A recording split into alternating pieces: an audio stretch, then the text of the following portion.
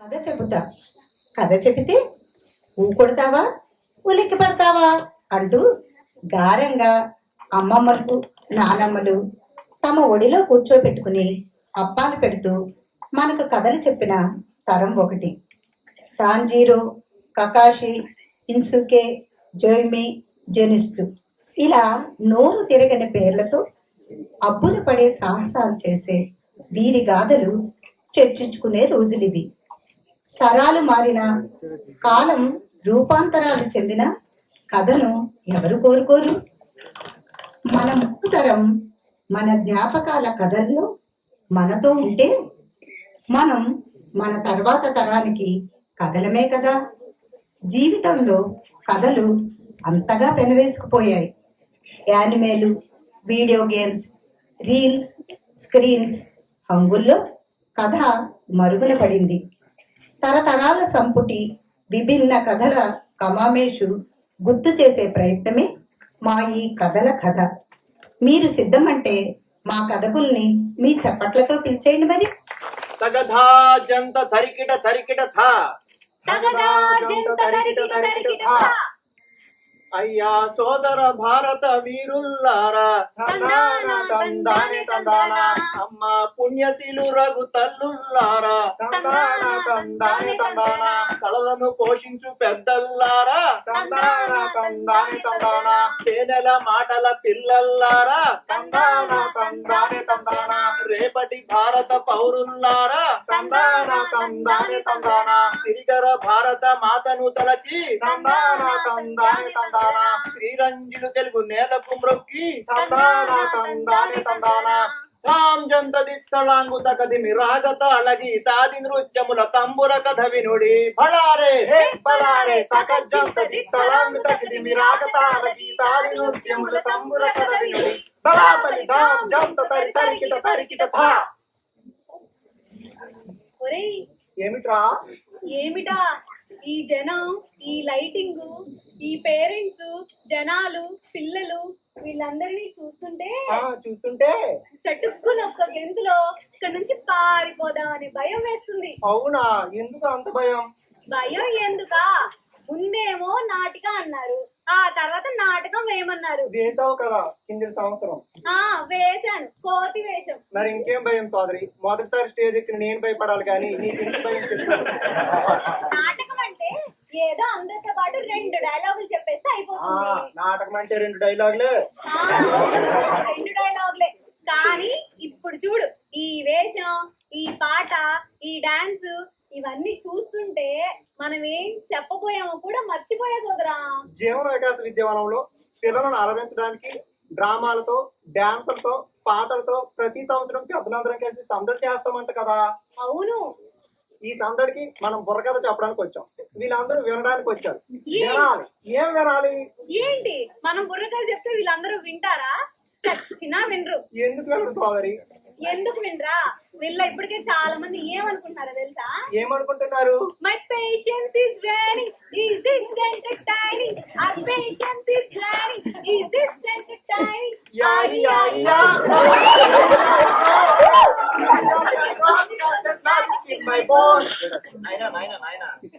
రీతిలో చెప్తే ఎవరైనా వింటారు.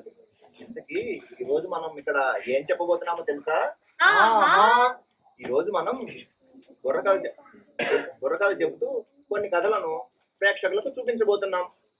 అందుకే నాకు భయం అన్నది.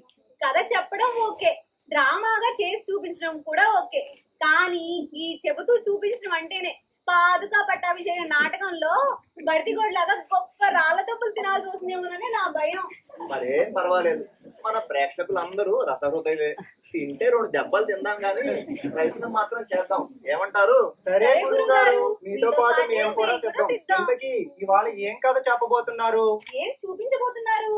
తగధా జంత తరికిట తరికిట థా. ఈ రోజు మనం తెలుగు కథను పరిచయం చేస్తూ బుర్రకథ చెప్పడానికి ప్రయత్నిస్తూ ఒక 2-3 కథల్ని మన ప్రేక్షకులకు చూపించబోతున్నాం. తెలుగా కదా? అయినా తెలుగులో ఎవరు చదువుతున్నారు గురువు గారు? గవర్నమెంటే స్కూళ్ళన్నీ ఇంగ్లీష్ మీడియం చేస్తుంటే. అయినా గురువు గారు అసలే శనివారం 4th గ్రూప్ నిప్పు చపాతీ మేకింగ్ స్టార్టింగ్. చపాతీలు, దధ్యోదనం, సున్నుండ్లు తినకుండా ఎందుకు గురువు గారు? కథ పేరు చెప్తే నాకు నిద్ర ముంచుకొస్తుంది. తెలుగు సదస్సును పిల్లలకు పరిచయం చేసి కొందరైనా తెలుగు చదవడం మొదలు పెడితే తెలుగుకు పూర్వ వైభవం వస్తుంది ఆయన. అక్షరాక్షరమందు మాధుర్యమొలికించు మధుర భాష, రాగానుకూలమౌ రమ్య భాష, నిరక్షరుడైన గొంతెత్తి కోయిలై పద్యమాలపించగల హృదయ భాష, వెలయ యాగయ్య కృతులలో వెన్నపూస, విభుడు శ్రీకృష్ణరాయల విజయ ఘోష, జగతి ఏదైనా సాధించు జనుల శ్వాస నా తెలుగు భాష. ఆహా, నేను చెప్పాను గురువుగారు. సుమధుర తల్లికి పుట్టి నిన్నురా, ఈనాదుని కవిత సుధారరా, ఎందరో కవుల శ్వాసరా, ఈయనైన తెలుగు భాషరా, దేశ భాషలందు లెస్సరా. బలాబలి. ఇంతటి రమ్యమైన తెలుగు భాషకు మరింత రమ్యతను కూర్చుందేవో తెలుసా? నాకు తెలుసు గురువు గారు. అయితే చెప్పు. ఇంకెవరు గురువు గారు? మన తెలుగు హీరోయిన్. అబ్బా ఎంత బాగుంటారో కదా. అప్పట్లో రమ్యకృష్ణ, రోజా, ఇప్పట్లో అనుష్క, సమంత, తమన్నా, ఇంకా శ్రీలల నా ఫేవరెట్ గురువు గారు.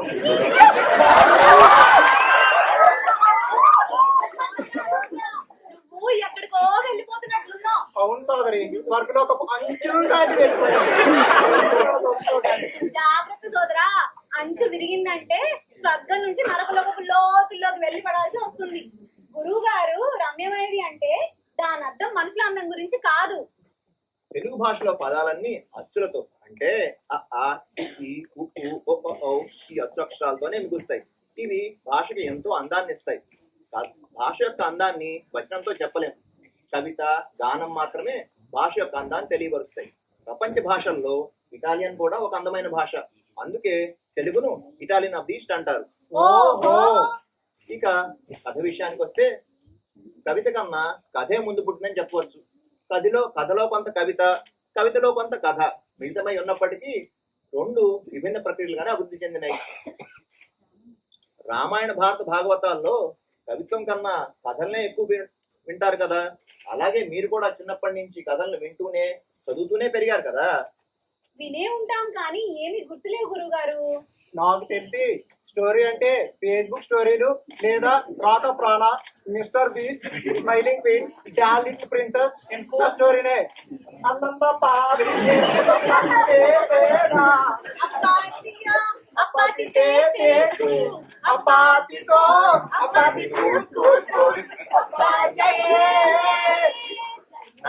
నాయనా స్టోరీలు అంటే రీల్స్, ఫేస్బుక్ స్టోరీలు కాదు నాయన. కథలంటే పేదరాజు పెద్దమ్మ కథలు, పంచతంత్ర కథలు, కందమామ కథలు, ఇక ఇప్పటికొస్తే అమరావతి కథలు, వేట కథలు, దర్గా మెట్ట కథలు, పోలేరమ్మ బండ కథలు, స్కూల్ పిల్లకాయల కథలు, ఇలా చెప్పుకుంటూ పోతే ఎన్నెన్నో. ఈ కథలన్నీ ఎవరు చెప్పారు గురువు గారు? జనం నోటినంటే ఆసువుగా వచ్చినవి కొన్ని, రచయితలు రచించినవి కొన్ని. ఇలా తెలుగు కథ శతాబ్దాల కాలం నుంచి ఒక తరం నుంచి ఇంకో తరానికి అందించబడుతూ వచ్చింది. కొన్ని నీతి కథలు, హాస్య కథలు, ఆలోచింపజేసే కథలు. అయినా మీరు నరేంద్ర గురువు గారు, కథ వింటుంటే నిద్ర వస్తుంది కానీ ఆలోచన ఎక్కడ వస్తుంది చెప్పండి. ఎప్పుడన్నా ఒక భూతం కథలు చెప్తే విన్నావా? అయ్యో బాబోయ్, భూతమే. భూతాలు దెయ్యాలు పేరు చెప్తేనే పారిపోతాం. ఇంకా అవి కథ చెప్తే నుంచొని వినడం కూడానా? భూతం అంటే నిరాకారమైంది అని అర్థం. గాలి, నీరు, ఆకాశం, అగ్ని, భూమి ఇవన్నీ పంచభూతాలు. ఇంకా భూతం అంటే భయం ఎందుకు? భూతమైన భేతాళుడు తనను సాధించవచ్చిన విక్రమార్కుడితో చెప్పిన భేతాళ కథలు మనల్ని ఎంతగానో ఆలోచింపజేస్తాయి. అలాంటి ఒక రెండు కథల్ని మన ప్రేక్షకులకు చూపిద్దామా? సరే గురువు గారు. రామయ్య, విక్రమార్క, మీ కథ వినడానికి మేము చెప్తాం.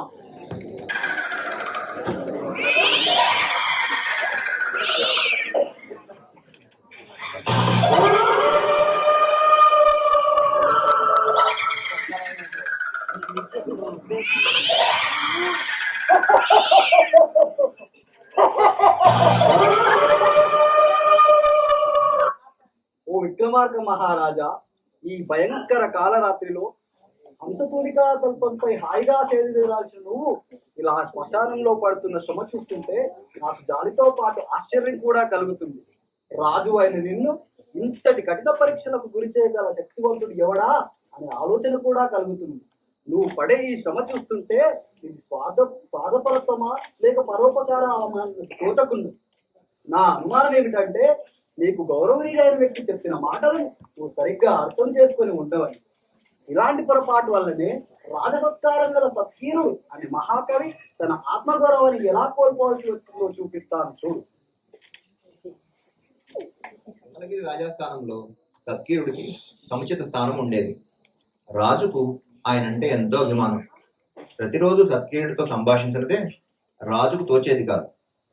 సత్కీరుడి ప్రత్యేకత ఏమంటే ఏ విషయం మాట్లాడినా కవిత్వ ధోరణిలోనే మాట్లాడేవాడు.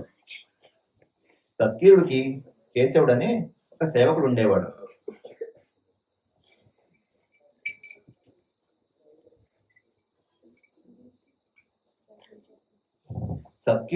సత్కీరుడి మాటలు వినడం కోసమే కేశవుడు సత్కీరుడి ఇంట్లో పనికి చేరాడు.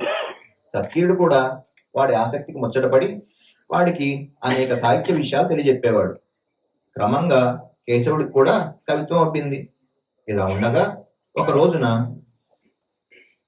కేశవ, నాకు ఈ రోజు కాస్త నలతగా ఉంది. రాజు దర్శనానికి పోలేను. రాజు నా కోసం ఎదురు చూస్తూ ఉంటాడు. నీవు రాజు వద్దకు వెళ్ళి ఈ రోజు చెకోరానికి అమావాస్య అని కబురు చెప్పు. ఆహా, వాళ్ళే సందేశమే. చెకోర పక్షి చంద్రుడి కోసం ఎదురు చూస్తుందని కవులు చెప్తూ ఉంటారు. మీరు చంద్రుడు, రాజుగారు చెకోరం. అమావాస్య నాడు చంద్రుడు కనపడాడు కదా, తమరు రావడం లేదని రాజుగారికి కవితా ధోరణిలో బాలే సందేశం. ఇప్పుడే వెళ్ళి విన్నవిస్తాను.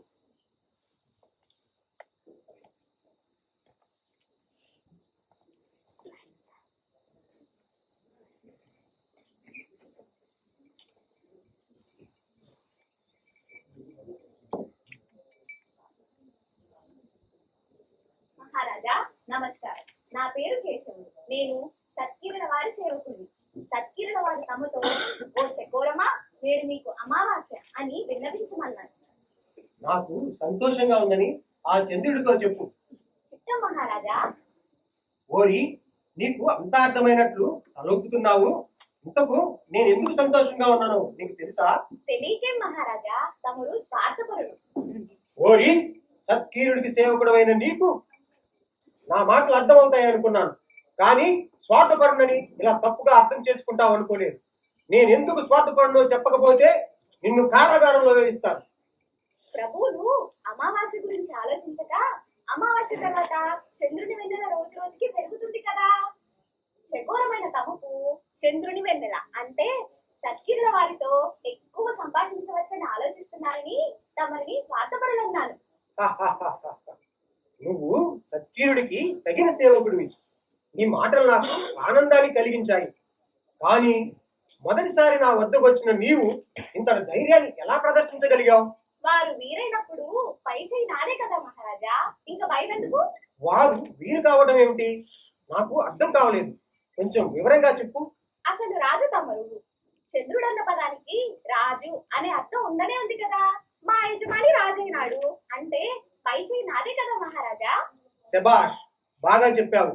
అమావాస్య రోజుల్లో దీపం కావాలి. అప్పుడప్పుడు వస్తూ ఉండు. తమ సేవకు నేను ఎప్పుడూ చిత్తం. ఇక సెలవు. కేశవుడు తిరిగి వెళ్ళి సత్కీరునికి జరిగింది చెప్పాడు. రాజు ఇంతవరకు సత్కీరుని తప్ప ఎవరిని మెచ్చుకోలేదు. కేశవుడిని రాజు మెచ్చుకోవడం సత్కీరుడికి అసూయ కలిగించింది. కేశవ, నా వద్ద పని చేయగానే గొప్ప పండితుడి అయిపోయాను అనుకుంటున్నావా? ఇక మీదట నీ సేవలు నాకు అవసరం లేదు. తక్షణమే ఇక్కడి నుంచి వెళ్ళు. అయ్యా, నన్ను మన్నించండి. ఇక తమరు ఆజ్ఞాపిస్తే ఇక మీదట బయట ఎవరి వద్ద నేను నోరు విప్పను. నన్ను ఇక్కడే ఉండనివ్వండి. అది నా ఆజ్ఞ మీరు ఎక్కడైనా నోరు విప్పావో నీవు తక్షణమే ఇక్కడి నుంచి వెళ్ళవలసి ఉంటుంది. చిత్తం తమరి ఆజ్ఞ. మరుసటి రోజు కూడా సత్కీరుడు ఆరోగ్యం కుదుటపడలేదు. సత్కీరుడు మరొక సేవకుని ద్వారా రాజుగారికి కబురు పంపాడు.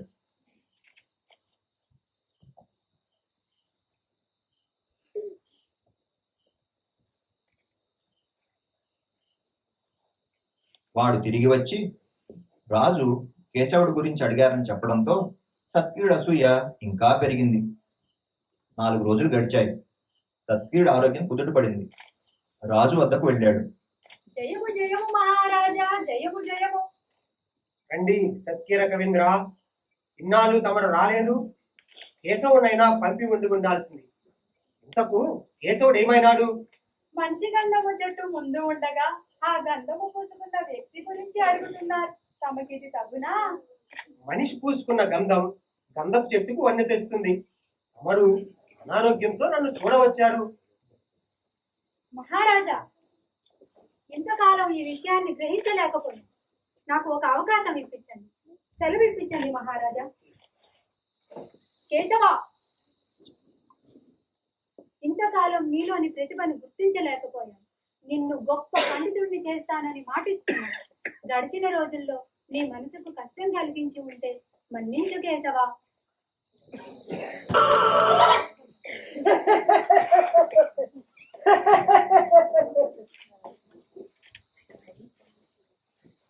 ఓ విక్రమార్క మహారాజా, సత్కీరుడికి కేశవుడిపై అసూయ కలిగిందన్న మాట నిజం. అయితే ఈ విషయం ఆయనకి కేశవుడికి తప్ప వేరెవరికీ తెలియదు. ఇతరులు ఆ విషయం గ్రహించినప్పుడే సిగ్గుపడాలి. కానీ మహాకవి అయిన సత్కీరుడు రాజమాటలకు కలవరపడి తన సేవకుడైన కేశవుడికి క్షమాపణ చెప్పడం హాస్యాస్పదం కాదా? ఏ కారణం చేత సత్కీరుడు తన సేవకుడికి క్షమాపణ చెప్పవలసి వచ్చింది? ఈ సందేహాలన్నిటికీ సమాధానం తెలిసి కూడా చెప్పకపోయావో నీ తల 1000 ముక్కలవుతుంది.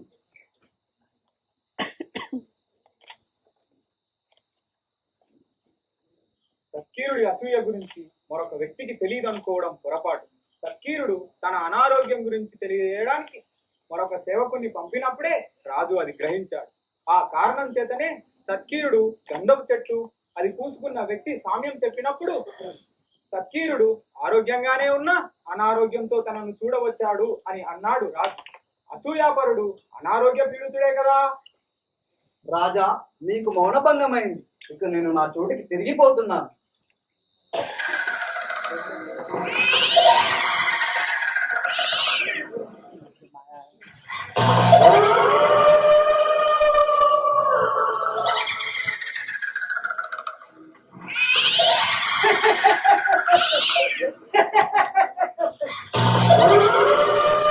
రాజా, ఇంతటి అర్ధరాత్రిలో భూత ప్రేతాలు, విష సర్పాలు విచ్చలవిడిగా తిరిగాడే ఈ శ్మశానంలో ఏ కార్యసాధన కోసం నువ్వు ఇంతగా శ్రమిస్తున్నావో నాకు తోచుకున్నది.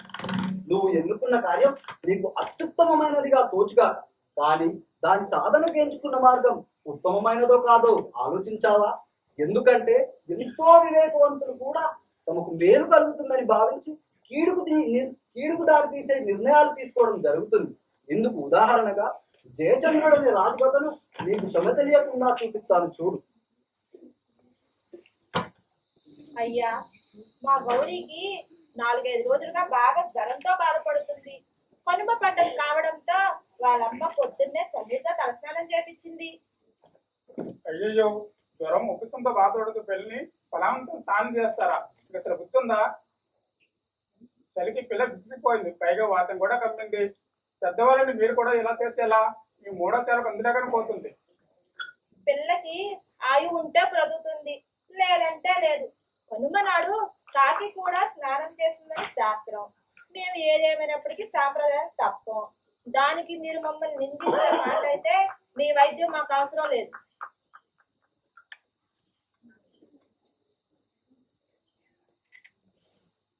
అమ్మయ్య, అదృష్టవంతు గన్నం గడిచింది. ఇకనైనా మందులు వాడండి. చల్లని వస్తువులు కొంతకాలంగా దూరంగా ఉంచండి. గన్నం కావడానికి కారణం అదృష్టం కాదు, ఔషధం కాదు.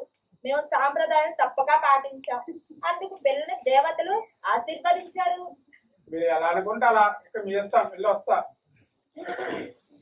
మంత్రివర్య, మన దేశంలోని ప్రజల్లో బాగా మూర్ఖత్వం ప్రబలినట్లు తోస్తుంది.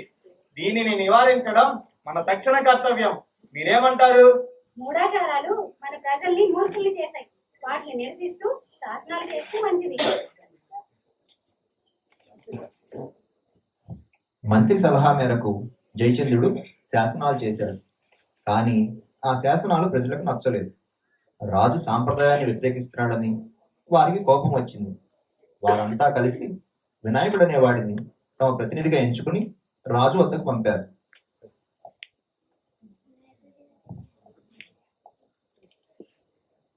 ప్రభు, తరతరాలుగా పాటిస్తున్న మన సాంప్రదాయాలని తమరు తప్పుపడుతున్నారు. ఇది దేశ ప్రజలను ఎంతో కలవరపెడుతుంది. మీరు తక్షణమే ఈ శాసనాలను రద్దు చేయకుండా తిరుగుబాటు వస్తుంది. వినాయక, నువ్వు చెప్పిన మాటలను విన్నాం. మంత్రి గారితో కూడా ఒకసారి చర్చించి మా నిర్ణయం తెలియజేస్తాం, వేచి ఉండు. మంత్రివర్య, ఈ వినాయకుడు బాగా పెచ్చుమీరి మాట్లాడుతున్నాడు. వీడిని వెంటనే ఖైదు చేయించండి. ప్రభు, ఎండమావిలో నీరు త్రాగలం గాని మూర్ఖుల్ని మాత్రం ఎదిరించలేము. ఆ వినాయకుడిని ఖైదు చేస్తే ప్రజల్ని రెచ్చగొట్టినట్లు అవుతుంది.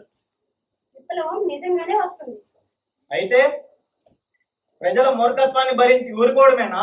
అమాయకులు ప్రాణాపాయానికి గురవుతుంటే ఈ దేశానికి ఏలికనై ఉండి నేనేం చెయ్యలేనా? అవును ప్రభు, ఏం చేయలేదు. వినాయక, ప్రస్తుతానికి మా శాసనాల అమలను వాయిదా వేస్తున్నాను. ఇక మీదట నువ్వు శ్రద్ధగా చదువుకో. నీ చదువుకు కావాల్సిన ఏర్పాట్లు నేను చేయిస్తాను. నీ చదువు పూర్తయ్యా కూడా నీకు శాసనాలు తప్పనిపిస్తే వాటిని తప్పక తొలగిస్తాను. చిత్తం ప్రభు, మీరు చెప్పినట్లే చేస్తాను. 5 సంవత్సరాల తరువాత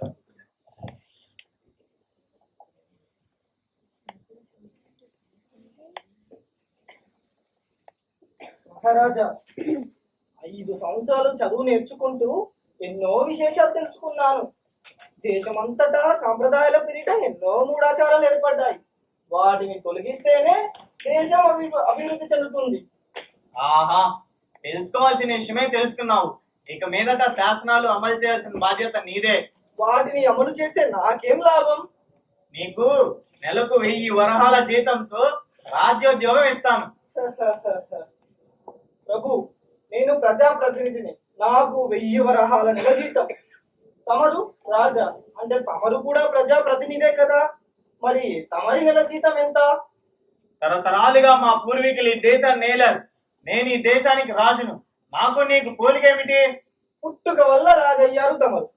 ప్రజలు ఎన్నుకున్న ప్రజాప్రతినిధిని నేను. ఒకనొక మూఢాచారం మిమ్మల్ని రాజు చేసింది. మూఢనమ్మకాలు తొలగిస్తూ మీరు శాసనాలు చేశారు. అంటే దేశంలో మూఢనమ్మకాలు పోవాలనే, దేశంలో రాజరికం పోవాలనే కదా. వినాయక, నీ ఆలోచన సబబుగానే ఉంది. ఈ విషయంలో ప్రజాభిప్రాయాన్ని సేకరించు. అది నీకు అనుకూలంగా ఉంటే మహారాజు వానప్రస్థాశ్రయం సేకరించి సింహాసనం నీకు అప్పగిస్తారు. అయితే ముందొక షరతు, మన దేశంలోని ప్రజలందరికీ నీలాగే చదువు రావాలి. మంత్రివర్య, దేశంలోని ప్రజలకు చదువు అంటే మాటలు కాదు, అది ఇప్పట్లో జరిగే పని కూడా కాదు. నేను నెలకు 1000 వరహాల నెల జీతంతో రాజోద్యోగం స్వీకరించాలని నిర్ణయించుకున్నాను. ఇక నాకు సెలవు ఇప్పించండి.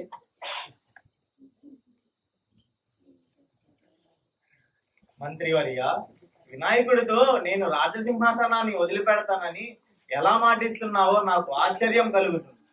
మహారాజా, ప్రజల్లో చదువు లేనంత కాలం వాళ్ళు మూర్ఖులుగానే ఉండిపోతారు. మూర్ఖులు మూఢాచారాలనే నమ్ముతారు. రాజవంశీకులే రాజ్యాన్ని ఆడాలనుకోవడం కూడా మూఢాచారాల్లో ఒకటి. ఆ వినాయకుడు ఎంత చెప్పినా చదువు లేని ప్రజలు తనని రాజుని చెయ్యరు. అది తెలిసే నేను అతనికి అలా మాట ఇచ్చాను. మహారాజా, తమరు సకల శాస్త్రాలే చదివారు. ఎప్పుడైనా వారసత్వపు రాజరికం మూఢాచారం అని తమకు తోచిందా?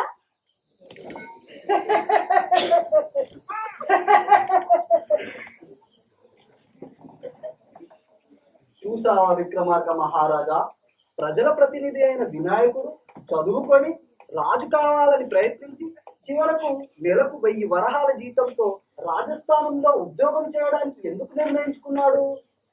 ఇక రాజు జయచంద్రుడు మంత్రి రాచరిక మూఢాచారం అని తమకు తోచిందా అని ప్రశ్నించగానే మౌనంగా ఆసనం నుంచి లేచి ఎందుకు వెళ్ళిపోయాడు? ఈ సందేహాలన్నిటికీ సమాధానం తెలిసి కూడా చెప్పకపోయావో నీ తల పగిలిపోతుంది. ఎంత చదివినా మనిషి స్వార్థాన్ని విడిచిపెట్టలేదు. స్వార్థాన్ని విడిచిపెట్టేలా చేయించేదే అసలైన చదువు. అలాంటి చదువు అందరికీ లభ్యం కాదు. చదువుకోగానే రాజు కావాలనుకున్నాడు వినాయకుడు. అలాంటి చదువే ఆ దేశంలో ఉంది. అలాంటి చదువు అందరికీ అందజేస్తే దేశమంతా రాజు కావాలనుకునే ఎంతో మందితో ఎంతో మంది వినాయకులతో నిండిపోతుంది. ఎంత చదివినా పోని రాత్రికం మూర్ఖత్వమే కదా. ఇది అర్థం చేసుకున్న వినాయకుడు సాటి ప్రజలతో పోటీ పడలేక రాజు వద్దే ఒక ఉద్యోగం మేలనుకున్నాడు. అలాగే మంత్రి మాటల్లో తాను కూడా ఒక వారసత్వ సింహాసనం అనే మూఢాచారపు వలయంలో చిక్కుకొని బయటపడలేకపోతున్నానని గ్రహించిన జయచంద్రుడు సిగ్గుతో అక్కడి నుంచి మౌనంగా వెళ్ళిపోయాడు. రాజా, నీకు మౌనభంగమైంది. ఇక నేను నా చోటికి తిరిగిపోతున్నాను. చాలా బాగున్నాయి గురువు గారు. పేదాల ప్రశ్నలకు ఎంత ఆలోచించినా సమాధానమే చిక్కలేదు. విక్రమార్కుడు ఏం సమాధానం చెప్తాడని ఒక గంటగా ఎదురు చూశాను. నిజం నాయన. ఆలోచనకు భూతం కథ, ఊహకు బీజం కథ, సృజనకు పదును కథ. గురువు గారు, పేదాల కథలు కొంచెం సీరియస్ గా ఉన్నాయి. హాస్యంతో కడుపుగా నవ్వించే కథలు ఏమైనా ఉన్నాయా? ఏటేం నాయన, ఓ కొలలు కాలక్షేపం కోసం, కడుపుగా నవ్వుకోవడం కోసం తెలుగులోని అనేక యాసలలో ఆసుగా చెప్పబడిన జానపద కథలు ఎన్నో. అలాంటి ఒక జానపద కథని మన ప్రేక్షకులకు చూపిద్దామా? సరే గురువు గారు. ఈసారి వేసిన దున్నసేను బాగా పెరిగింది. ఇంకోసారి వర్షం పడితే పంట విరిసిగా కాస్తది. ఇప్పటికి వర్షం పడి 2 వారాలైంది. పంటలు ఎండిపోతున్నాయి. దేవుడా, ఒక్క మంచి వాన కురిపించు, కప్పల పెళ్లి చేస్తా. దేవుడా, నీ కొండకి నడిచొస్తా, మంచి వాన కురిపించు స్వామి, పంటలన్నీ ఎండిపోతున్నాయి. ఊరు బయట మధ్య చుట్టు కింద ఆంజనేయ స్వామి గుడి ఉంది. ఆ స్వామికి చాలా మహత్వం ఉన్నాయి. ఆయనకి అద్భుతం పదండి.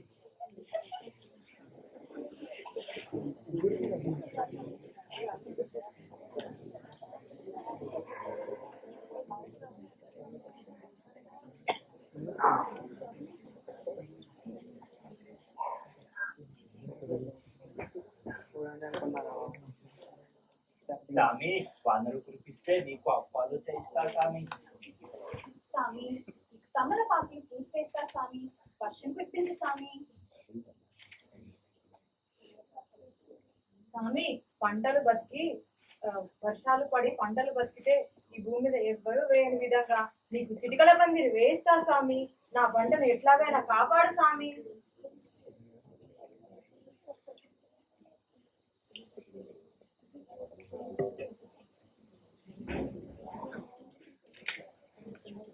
నాకు తమలపాకు పందిరి తెలుసు, అరటి ఆకులు పందిరి తెలుసు, మామిడి ఆకులు పందిరి, మల్లె పందిరి కూడా తెలుసు. కానీ ఈ చిటికీల పందిరి అంటే ఏమిటి? ఎప్పుడు వినలేదు, కన్నలేదు. ఏదో చూసి తిరాలి. ఓ మేఘమా, భూమిమా తడిసి ముద్దేటట్లు, వాంగ్లు వంకులు వరుగులాడేట్లు బ్రహ్మాండమైన వాన కురిపించు.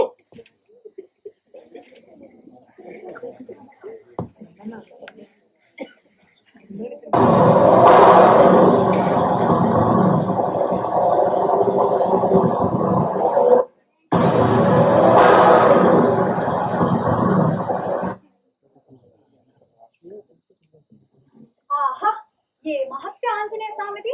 పోయిందే తడవుగా వాన కురిపించి పంటలు బతికించినావు. నీకు మొక్కులు తీరుస్తా స్వామి.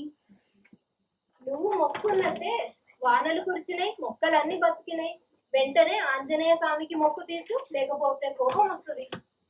ఆహా, ఏం నా ఒక్కరి చేలోనే కురిసినాదా వాన? మీ అందరి చేలో ఎంత కురిసిందో నా చేలో కూడా అంతే కురిసింది. అట్లాంటప్పుడు నేను మొక్కినందుకే వాన పడ్డదని ఎట్లా నమ్మడం? మీరు కూడా మొక్కులు మొక్కినారు కదా, ఆ మొక్కులకి వాన పండొచ్చు కదా. ఊళ్ళో ఎవ్వరికి పండనంత పంట నాకు పండితే అప్పుడు నమ్ముతా ఆ ఆంజనేయ స్వామి మహత్తు.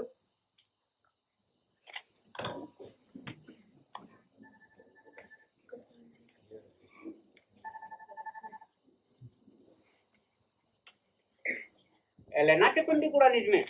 చిట్ల పందిరి ఎట్లా ఉంటాడో చూడాలని చాలా ఆశగా ఉంది. నెలమ్మ, ఈ ఊర్లోనే కాదు, ఏదిదో 14 లోకాల్లో 7వ పదనమంతా పంట పదించు.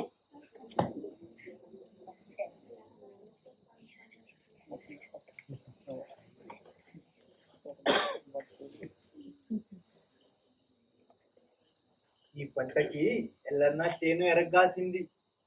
పంట అమ్మితే మనందరికన్నా పదింతల లాభం వచ్చింది. ఆహా, ఏమి ఆంజనేయ స్వామి మహిమ. పదండి, వెళ్ళి ఎల్లన్నని వెంటనే మొక్కు తీర్చగలిగాడు. పదండి. ఏవయ్యా, నువ్వు ముక్కున్నట్టే ఆంజనేయ స్వామి నీ చేలో బంగారం లాంటి పంట పండించాడు. వెంటనే ముక్కు తీర్చు. మాకు కూడా చిట్టికల పందిరి ఎట్లా ఉండదో చూడాలని చాలా ఇదిగా ఉంది. స్వామి కంటే వీళ్ళకి బాగా ఇదిగా ఉంది. ఈ అమావాస్య తీరుస్తాలే.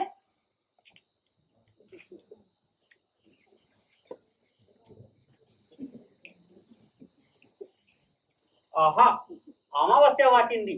ఎలా కిటికీల పందిరి ఎట్లా ఉంటాడో చూడాలా. మహాత్రంగా ఉంది.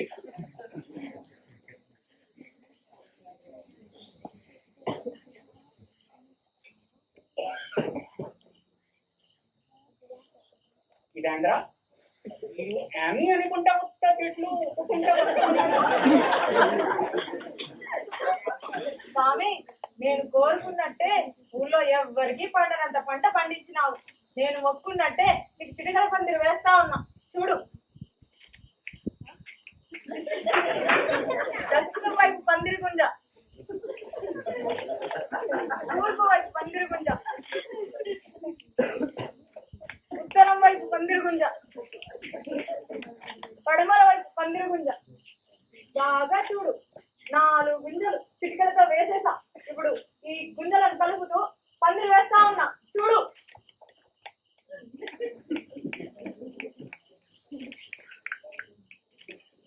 స్వామి బాగా చూడండి. ఇదే చిటికల పందిరి. ఈ భూమి మీద ఎవ్వరూ వేయని విధంగా చిటికల పందిరి వేసి నా మొక్కు తీర్చుకున్నా. వస్తా.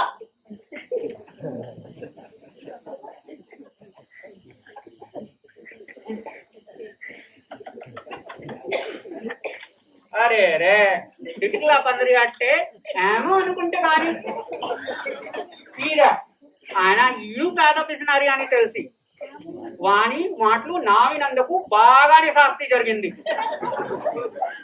దేవునికే పంగనమాలు పెట్టడం అంటే ఇదే కాబోదు. సోదరా, చిటికల పందిరంట వేయించుకుంటావా? నీళ్ళు కూడా నాకు నిద్ర వస్తేనే ఆవలింతలు వస్తాయి, ఆవలింతలు వస్తేనే చిటికలు వస్తాయి. కథ వింటూ కూడా నిద్రపోవచ్చుగా. అమ్మ నాకు చెప్పవే కమ్మని కదొక్కటి, అమ్మ నాకు చెప్పవే కమ్మని కదొక్కటి, కథ వింటూ నిద్దురలో కలగంటానే, కథ వింటూ నిద్దురలో కలగంటానే. మా ఇంటి దగ్గర కూడా ఒక అమ్మ ఉంది. పిల్లల్ని ఎలా నిద్రపుచ్చుకుందో తెలుసా? ఎలాగా? లాలిజో లాలిజో ఊరుకో పాపాయి, ఈ విధంగానేనా? దానికంటే అందంగా అబ్బో, జో జో జో బంగార పడక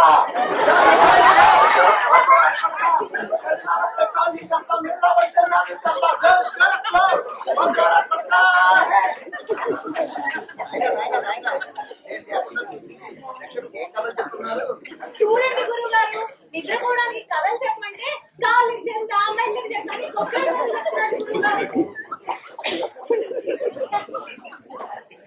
మనం చెప్తే ఎలానే ఉంటుంది కానీ మన ప్రేక్షకులందరికీ ఒక ఆశీర్వాదం చూపించండి గురువు గారు. అలాగే కడుపుబ్బా నవ్వించే ఒక గురువు గారు ఆయన శిష్యుల కథని మన ప్రేక్షకులు ఒకసారి చూపిద్దామా? సరే గురువు గారు. మీ మోటార్ పట్టుకొని రండిరా.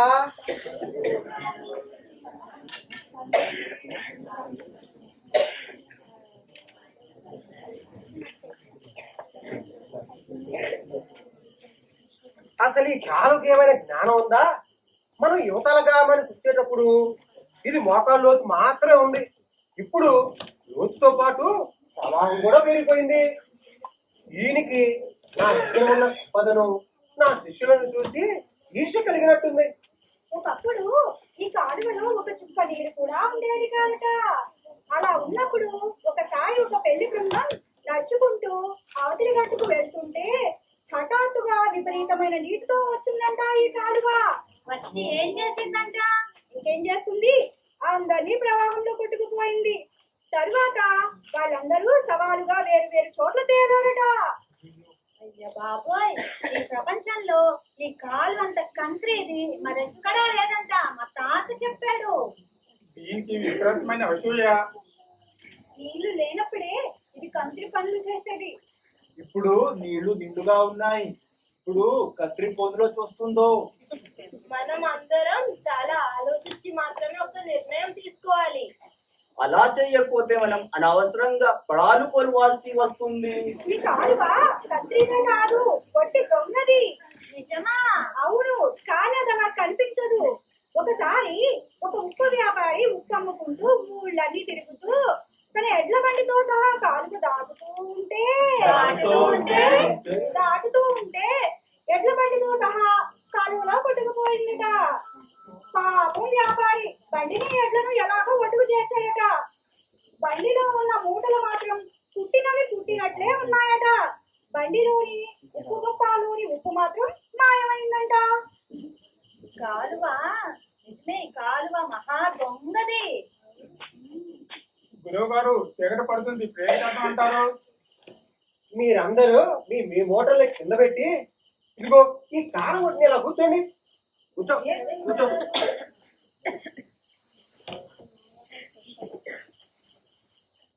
ఒరేయ్, నువ్వు వెళ్ళి కాలువా నిద్రపోతుందో లేదో తెలుసుకుని రారా. సరే గురువుగారు.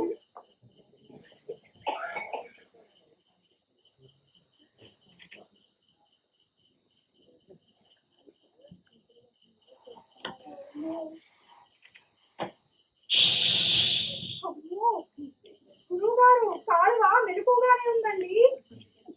నిజమా? అది మెరుగుగా ఉందని నీకెలా తెలుసు? మరండి మీరండి బండ గొర్రెలు తీసుకుని కాలువలో పెట్టానండి. అంతే, అది బిగ్గరగా అరుస్తూ నిప్పిన ఆర్పేసిందండి. ఈ కాలువ నా మీద కోపంతో ఏ ప్రతికారం తీర్చుకుంటుందని భయంగా ఉంది గురువు గారు. నీకేం భయం లేదు. ఈ కాలువ నీకేమైనా అపాయానం చేయాలని చూస్తే దీన్ని నేను శపిస్తా. ఇప్పుడే తప్పించేయండి గురుగారు. నేను చక్కగా ఇంటికెళ్ళి పెరుగన్నం తినేసి పడుకోవచ్చు. ఇప్పుడే ఈ కాలువ నేను శపిస్తే ఈ కాలువ ఎండిపోతుంది. అందువల్ల ప్రజలు నీళ్లు లేక ఇబ్బంది పడతారు. అందుకని ఇంకొంతసేపు మనం ఇక్కడే ఉన్నాం. కొంతసేపటి తర్వాత నీలో ఒకరు వెళ్ళి కాలువ పరిస్థితి ఎలా ఉందో తెలుసుకొని రండిరా.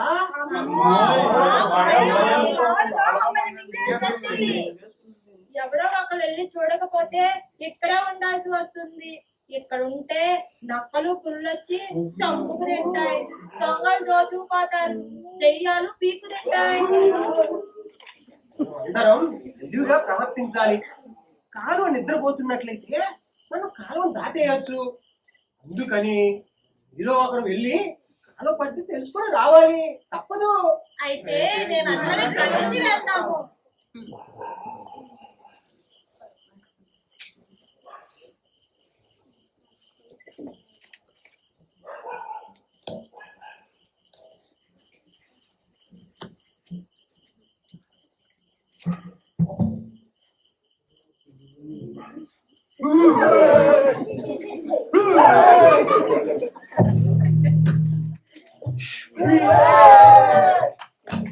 మనందరం 10 మంది ఉన్నాం.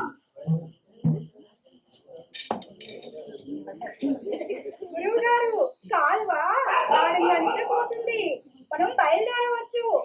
గురువుగారు, మీరు ముందుండి నడిపించండి, మేమందరం అనుసరిస్తాము. అరే మరి మీ మోటార్లు పట్టుకొని రండి.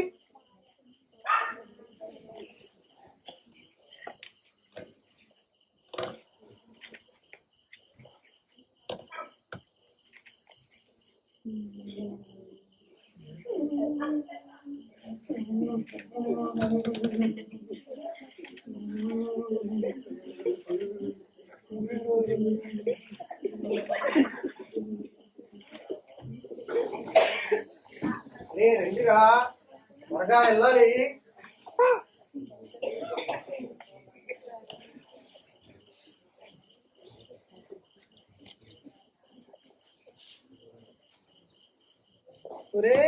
మనం అందరం ఒడ్డుకు చేరుకున్నామా? కాలువా మనలో ఎవరినైనా మింగేయలేదు కదా. అయ్యో బాబోయ్, కాలువ మనలో కలిపి ఎప్పుడో తొందరే, ముందు లెక్క పెట్టండి, తర్వాత ఏడుతూ గాని. గురువుగారు అమ్మగారు కలిపి మనం 10 మంది. ఉండండి, ఇప్పుడే లెక్కేస్తా. 1 2 3 4 5 6 7 8 కాలువ మనలో కూడా మింగేసింది. తెలుసు కదా, నేను లెక్కిస్తా ఉండు. 1 2 3 4 5 6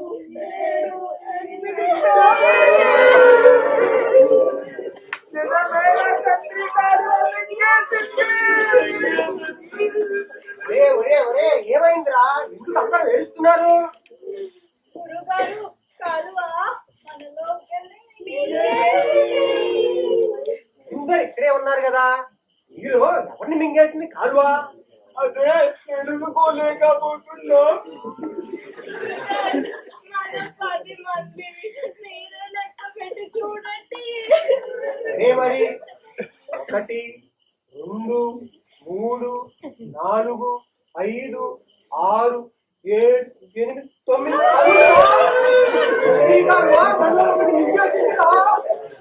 ఏమండి అలా మొదలు చేస్తున్నారు? అమ్మగారు, మనము 10 మంది, కాలువ దాడేసరికి 9 మంది ఉన్నాము. గురువు గారు మనందరం 10 మంది ఉన్నాం కదా. లేదమ్మగారు, గురువుగారు కూడా ఇప్పుడే లెక్కించారు. కాలువ మనలో ఒకరు మింగేసింది. ఇలా రండి, వరుసగా నుంచండి. 1 2 3 4 5 6 7 8 9 10. మనము 10 మంది ఉన్నాము. తెలివిగా కాలు దాటి ఉన్నాము. రండి, స్నానాలు చేసి చెక్క భోజనం చేస్తాము.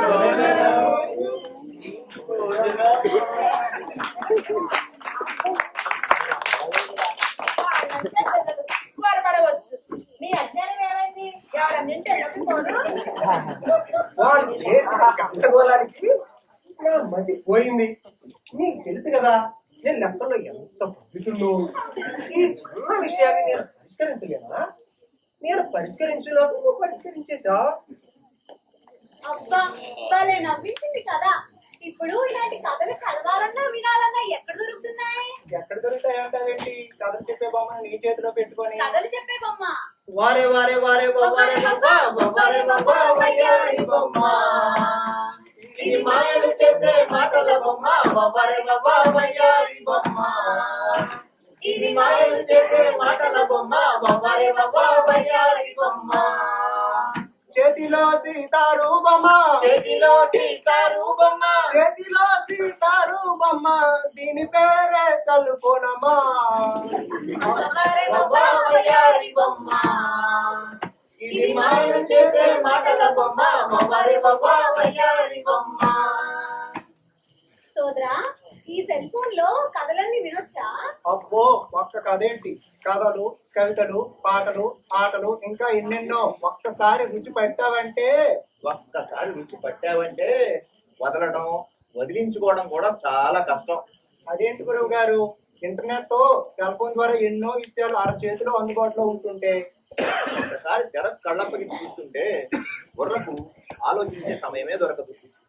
పరవశం తప్ప ప్రశ్న రేకెత్తే అవకాశమే లేదు. నవతరం ఎదుగుదలకు అది మంచిది కాదు. కథ అంటే ఒక సరదా, కథ అంటే ఒక ఆలోచన, కథ అంటే ఒక విలువ, కథ అంటే ఒక అనుబంధం, కథ అంటే ఒక విజ్ఞానం. స్వేచ్ఛగా వ్యవహరించగల, స్వతంత్రంగా ఆలోచించగల భావి భారత పౌరులుగా పిల్లలు ఎదగాలంటే కథే వారికి బలమైన పునాది. అందుకే కథలను చదవండి, చదివించండి, వినండి, వినిపించండి, ఆనందించండి. ధరించండి.